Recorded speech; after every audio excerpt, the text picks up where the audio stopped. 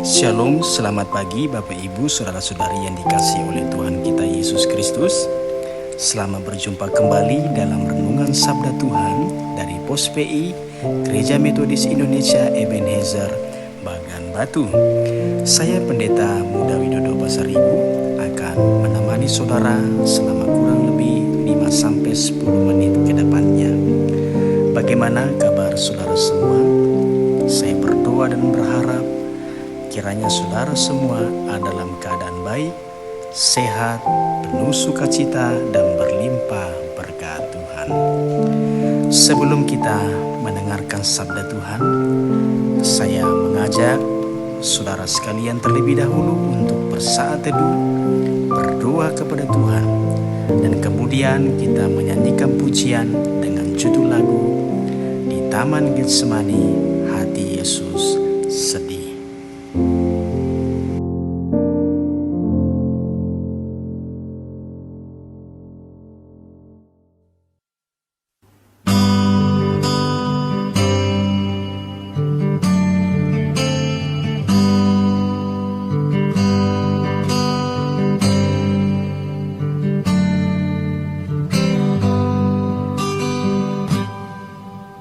Di Taman Getsemani hati Yesus sedih.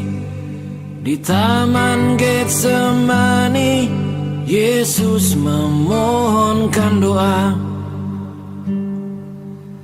Ya Bapakku, sekiranya mungkin, biarlah cawan ini lalu dariku, tapi jangan seperti yang ku kehendaki, melainkan seperti yang Bapa kehendaki. Akhirnya cawan kutuk datang padanya, dan hari penyalipan pun tiba. Golgota jadi mezbah korbannya. Dia buktikan kasih yang sempurna. Di atas Golgota darahnya tercurah. Di atas Golgota dia mati sangat hina.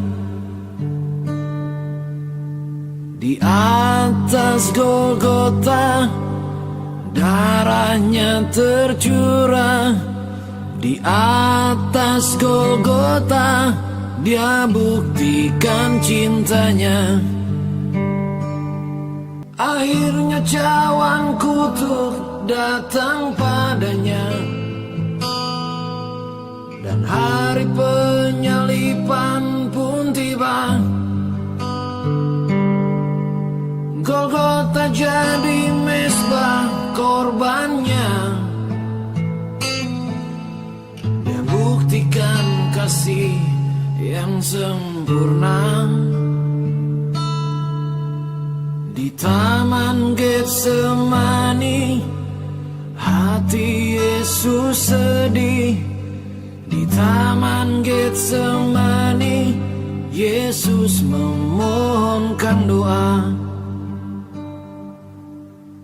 Ya Bapakku, sekiranya mungkin, biarlah cawan ini lalu dariku, tapi jangan seperti yang ku kehendaki, melainkan seperti yang Bapa kehendaki.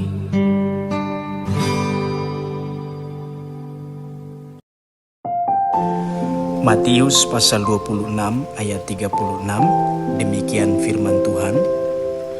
Maka sampailah Yesus bersama-sama murid-muridnya ke suatu tempat yang bernama Getsemani. Lalu ia berkata kepada murid-muridnya, duduklah di sini sementara aku pergi ke sana untuk berdoa. Bapak, Ibu, saudaraku yang terkasih, jalan penyelamatan yang ditempuh oleh Tuhan Yesus tidaklah mudah. Ia harus menanggung salib sebagai akibat dari dosa yang sama sekali tidak dilakukannya. Semuanya itu ditanggung oleh Tuhan agar manusia yang dikasihinya dapat memperoleh hidup baru, yaitu keselamatan. Beratnya jalan itu digambarkan melalui pembacaan kita hari ini. Setelah perjamuan Paskah, Yesus dan para murid pergi ke suatu tempat, yaitu Getsemani. Ia hendak berdoa dan mempersiapkan diri untuk menyambut jalan salib. Pada ayat 38 dikatakan, perasaan Yesus begitu berkecamuk. Ia diliputi perasaan sedih yang teramat dalam. Petrus, Yohanes, dan Yakobus pun diajak untuk berjaga-jaga dan berbagi kesedihan yang tengah ia rasakan. Lalu Yesus berdoa kepada Bapa.